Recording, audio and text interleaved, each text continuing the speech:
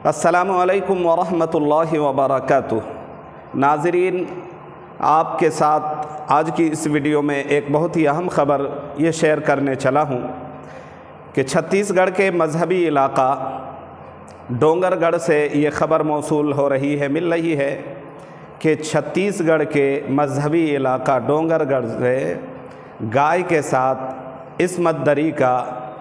और बदफेली का वाक़या पेश आया है। डोंगरगढ़ के ही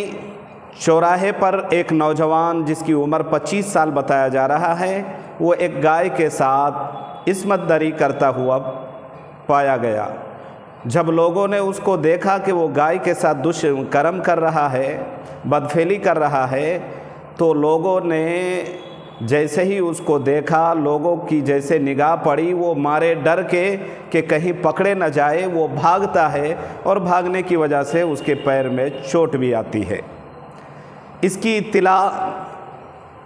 हिंदू कारकुन को, जो लोग हैं हिंदू कारकुन, उनको जब